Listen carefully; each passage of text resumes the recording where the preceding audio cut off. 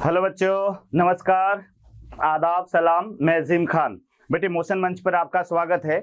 और बेटे अपन आगे बढ़ते हुए इस टॉपिक को कंटिन्यू करते हैं। मानव कल्याण में सूक्ष्म जीव भाग 4। यानी बेटे टॉपिक वही चल रहा है कि माइक्रोब इन ह्यूमन वेलफेयर। तो बेटे प्रीवियस टॉपिक के बारे में अपन जानकारी ले लेते हैं कि इसमें अभी तक अपन ने सूक्ष्म जीवों को कहां कहां पर उपयोग किया है। तो बेटे याद रखना, सबसे पहला मैंने आपको बताया कि घरेलू उत्पाद में सूक्ष्म जीवी, यह आपको याद हो गया होगा। और इसमें यह भी याद करना है कि घरेलू उत्पाद बनाने के लिए कौन कौन से सूक्ष्म जीवों का उपयोग किया जाता है, जिसमें मेन जीवाणु है बेटे लेब, LAB, यानी लैक्टिक एसिड बैसिलस जीवाणु या लैक्टिक एसिड बैक्टीरिया। तो ये थोड़ा सा या उसके अलावा इडली, डोसा, पनीर, मक्खन, ये बनाने में किसका उपयोग किया जाता है। दूसरा बेटे मैंने आपको बताया, तो उसके अंदर मैंने आपको बताया था कि औद्योगिक उत्पाद में सूक्ष्म जीवी।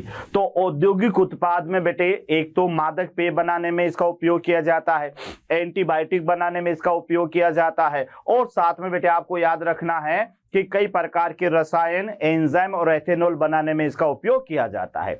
नेक्स्ट लेक्चर में मैंने आपको बताया था बच्चों कि वाहित मल उपचार में सूक्ष्म जीवी। तो ये भी याद रखना कि बेटे बड़े बड़े नगर शहर के अंदर ये वाहित मल उपचार की एक बहुत बड़ी समस्या है। अगर इसको उपचारित नहीं किया गया तो क्या देखने को मिलेगा कि आसपास का जो नाला है वह खराब हो जाएगा, या नदी है वह खराब हो जाएगी, तालाब है वह खराब हो जाएगा। तो उसके नीचे रहने वाले जंतुओं की ऑक्सीजन डिमांड बढ़ जाएगी और वह नदी नाले जो है वह प्रदूषित हो जाएंगे। तो इस प्रदूषण से बचने के लिए बेटे क्या किया जाएगा कि वाहित मल का भी उपचार किया जाता है। और यह उपचार इसमें मौजूद कई प्रकार के सूक्ष्म जीवों के माध्यम से किया जाता है। जैसा आपको याद हुआ भी होगा बेटे कि ये जो सूक्ष्म जीवी है, ये सूक्ष्म जीवी इस वाहित मल के अंदर जो ऑर्गेनिक मैटर होता है ना, कई प्रकार के हानिकारक जीवाणु होते हैं, कवक होते हैं, उनकी खपत को कम कर देते हैं, उनको ये पचा जाते हैं और पचा करके एक तरह से उस जल को दूषित होने से बचाते हैं। उसके बाद में बेटे वो वाहित मल उपचारित कहलाएगा और उसके बाद में उसको नदी तालाबों में छोड़ा जाएगा। इसके लिए हमारी गवर्नमेंट ने दो तरह का प्लान तैयार किया हुआ है बेटे।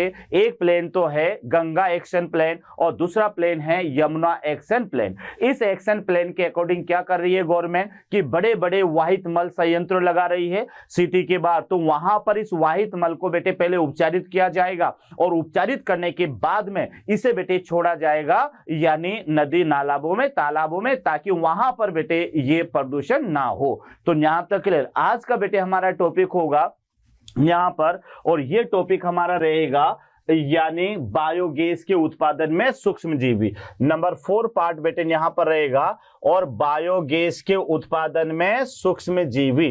तो ये बहुत ही अच्छा टॉपिक है क्योंकि कई बार क्वेश्चन आता है बेटे बायोगैस। फॉर्मूला में बता चुका हूं कि बेटे जो बायोगैस होगी यहां याद कर लेना। एक बार फिर मैं ले रहा हूं बेटे बायोगैस। तो बायोगैस यानी इसमें 3 होंगे बेटे, ये आपको याद रखना है। CH4 इसमें होगा, उसके अलावा बेटे कार्बन डाइऑक्साइड इसके अंदर होगी, और साथ में क्या होगा, हाइड्रोजन सल्फाइड होगी। तो ये आपको फॉर्मूला याद रखना है। याद रखना है बेटे बायोगैस जिसमें मेथेन और उसके अलावा कार्बन डाइऑक्साइड और हाइड्रोजन सल्फाइड, तो ये मिलकर क्या बनाती है बेटे, बायोगैस बनाती है। कुछ मात्रा में हाइड्रोजन भी हो सकती है, लेकिन बेटे मेथेन और हाइड्रोजन सल्फाइड और CO2 यहां पर देखने को मिलेगी। तो अब ये बायोगैस बेटे बनाई कैसे जाएगी, ये सारी की सारी चीजें अपन को देखना है। तो बेटे बायोगैस जो बनाई जाएगी वह घरेलू उत्पाद जो होते हैं ना, मवेशियों का गोबर, उससे बनाई जाती है। तो एक तरह से इसको आगे चलकर गोबर गैस भी कहने वाले हैं।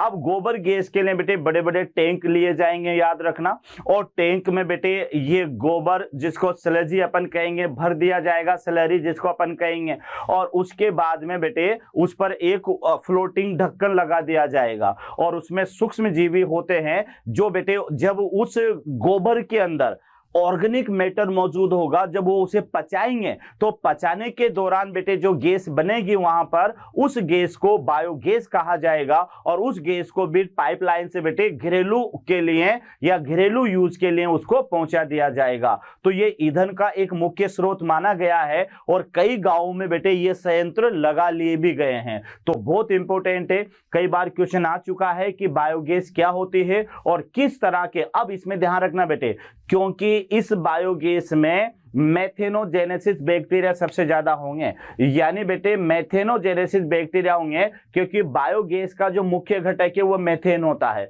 तो मेथेन जो होता है बेटे, ये मेथेनोजेनेसिस बैक्टीरिया से ये उत्पन्न होती है। तो ये भी याद करना कि बायोगैस बनाने में जिस जीवाणु का सबसे मुख्य योगदान होता है वो जीवाणु होता है बेटे, यानी जो है मेथेनोजेनेसिस। तो आइए बेटे इसके बारे में देखते हैं अपन।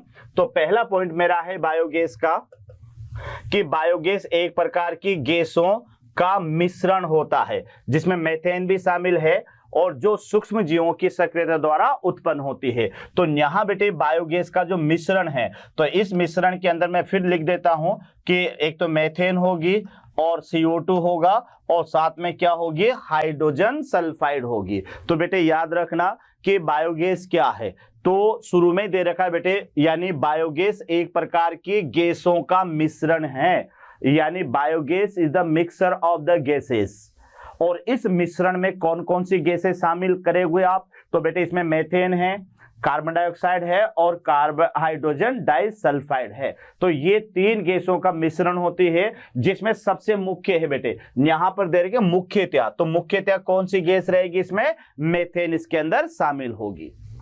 वृद्धि और उपापचय, सेकंड पॉइंट आप देखिएगा बेटे कि वृद्धि और उपापचय के दौरान सूक्ष्म जीव विभिन्न किस्मों के गैसीय उत्पाद उत्पन्न करते हैं। तो बेटे ये भी मैंने आपको बता दिया था कि जब किसी भी पात्र में या किसी भी टैंक में, जब बेटे वहां पर मान लेते हैं कि वाहित मल के अंदर तो मानव का मलमूत्र था और बेटे गोबर गैस जो होगी उसमें मवेशियों का गोबर होगा, चाहे मलमूत्र हो या गोबर हो, उसमें मौजूद जो सूक्ष्म जीवी होंगे वो बेटे उसमें मौजूद ऑर्गेनिक मटेरियल को पचाएंगे और जब उसको पचाएंगे तो पचाने के दौरान बेटे ये गैसें वहां पर उत्पन्न होती है। तो याद रख लें कि वृद्धि और उपापचय के दौरान जो सूक्ष्म जीवी है विभिन्न किस्मों की गैसीय उत्पाद उत्पन्न करते हैं। जैसे यहां दे रखा है बेटे कि उदाहरण के लिए गीले आटे का किण्वन, तो यहां पर कौन सी गैस उत्पन्न होगी बेटे, CO2 गैस उत्पन्न होगी।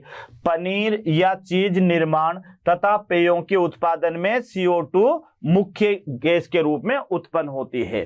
तो यहां पर आप देखो कि बेटे अगर गीले आटे का किण्वन करना हो, पनीर बनाना हो या फिर जो विभिन्न प्रकार के मादक पेय बनाते हैं, यहां तक कि बेटे जो कोको कोला होती है या पेप्सी होती है, अपन इसको हिला करके जब ढक्कन खोलते हैं तो बेटे प्रेशर के साथ में जो है वह उसके अंदर से गैस निकलती है। तो समझ लेना वह गैस कौन सी होती है, तो वह गैस भी CO2 होती है।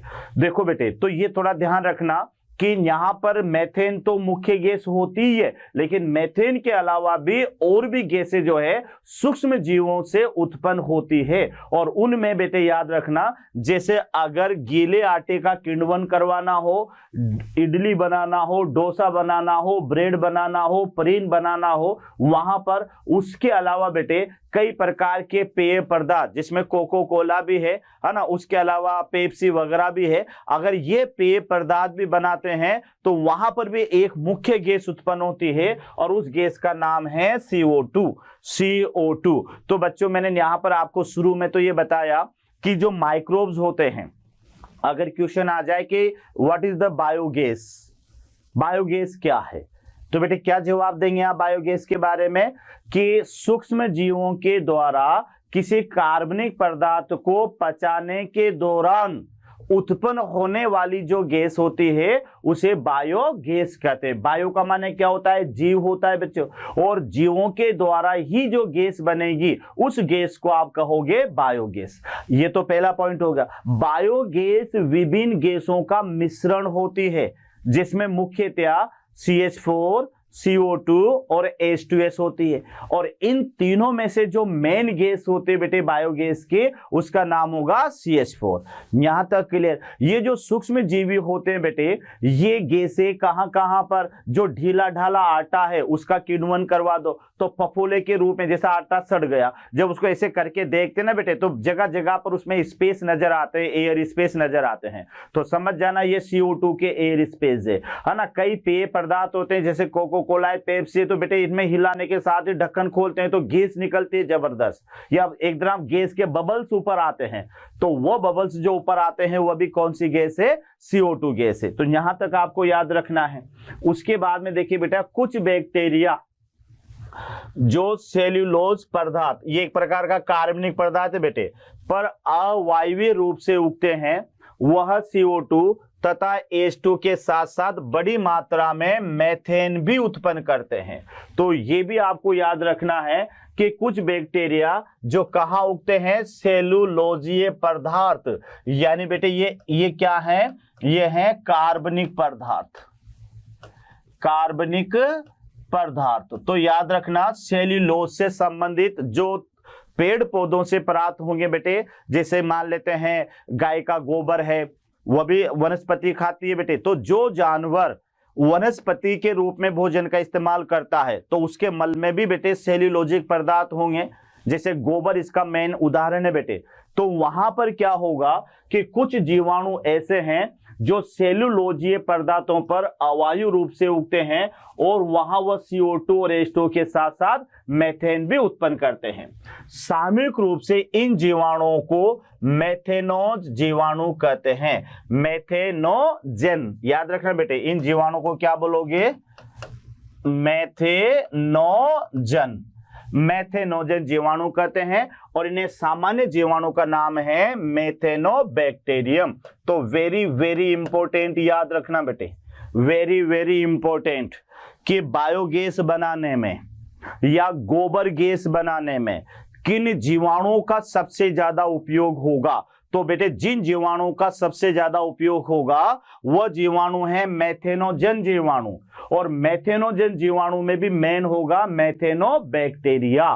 तो बेटे याद रखना कि एक बार ध्यान से समझो कि होता क्या है बेटे, कि कुछ जीवाणु ऐसे भी होते हैं जो सेल्यूलोजिक पदार्थ, यानी ऐसे पदार्थ जो वनस्पति से संबंधित रखते हो, वहां पर बेटे वो उगते हैं, वहां पर वो पाए जाते हैं, और पाए जाने के साथ ही बेटे वो उस ऑर्गेनिक मैटर को पचाएंगे, खाएंगे। तो वहां पर जो गैसें उत्पन्न होगी वह गैसों में CO2 होगी, H2 होगी, H2S होगी, और साथ में बेटे मेथेन होगी।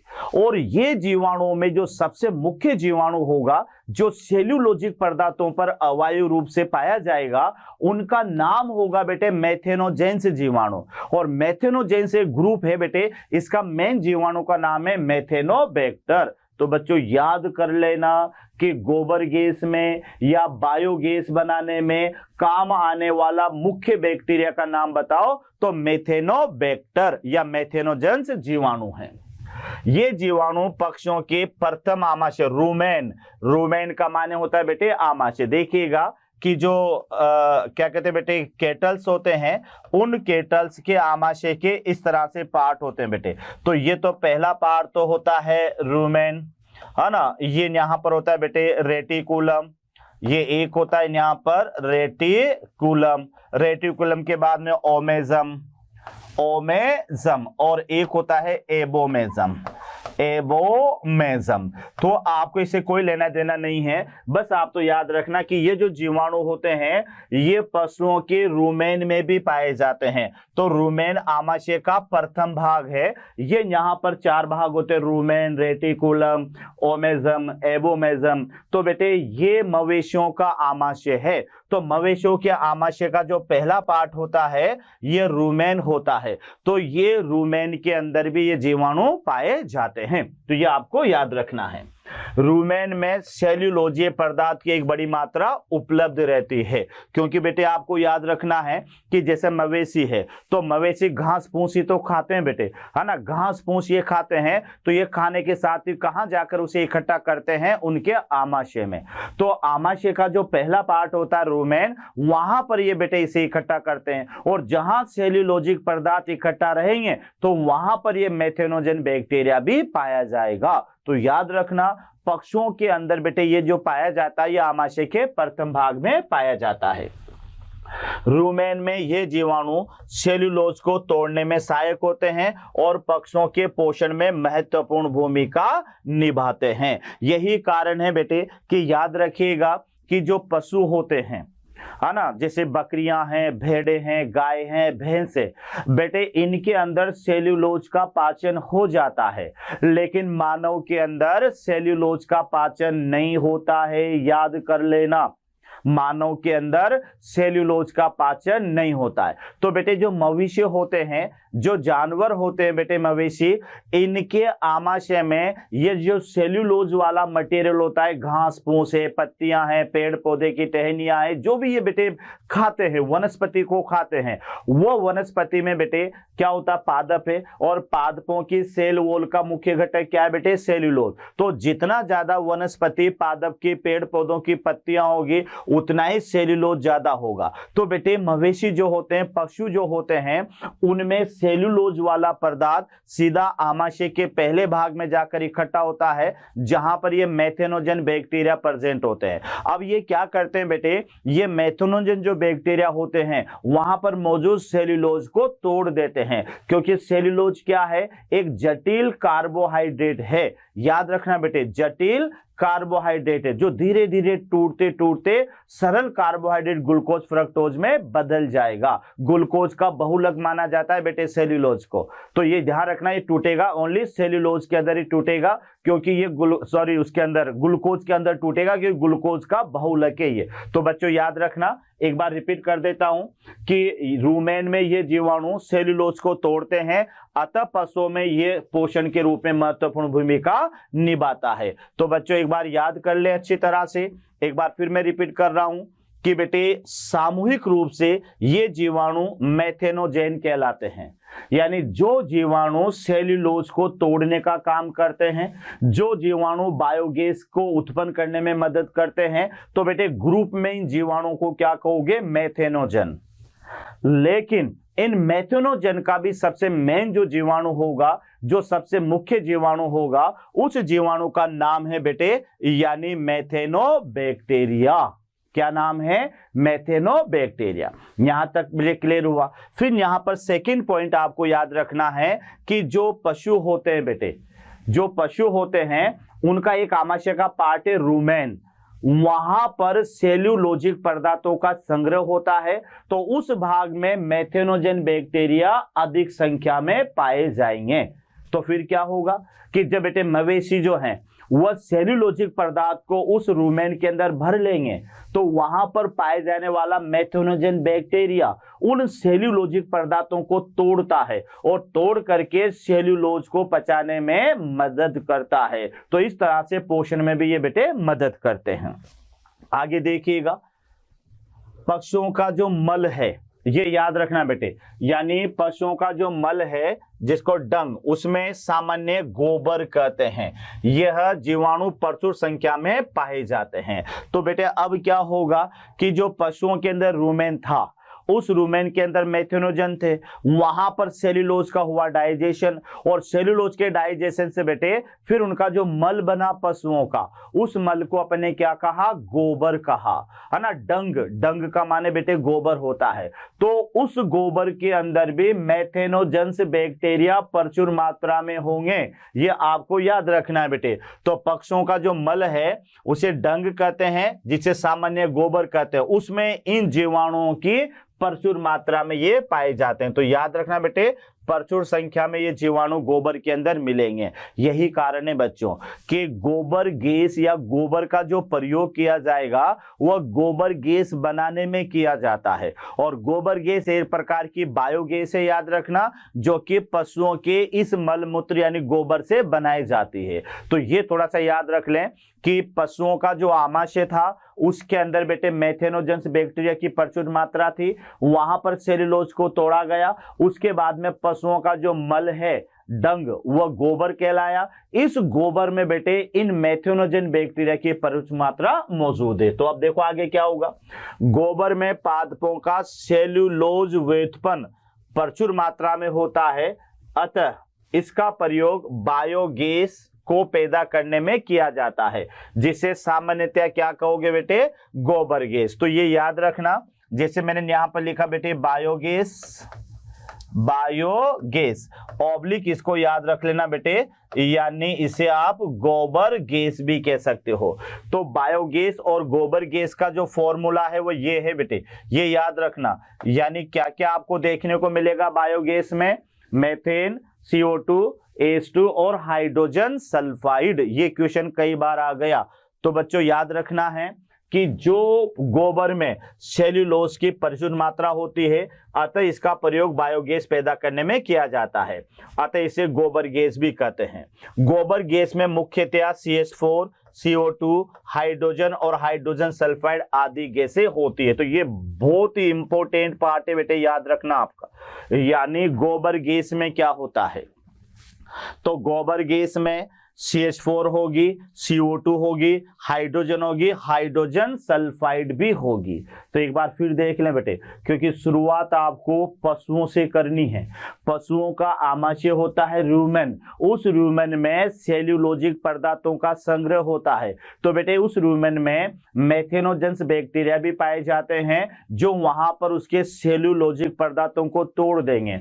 और पशुओं में इसके टूटने से बेटे जो मल बनेगा वह गोबर या डंग कहलाएगा। तो गोबर या डंग में यह सेल्यूलोज के टूटने से उत्पन्न कई तरह के कार्बनिक पदार्थ भी होंगे।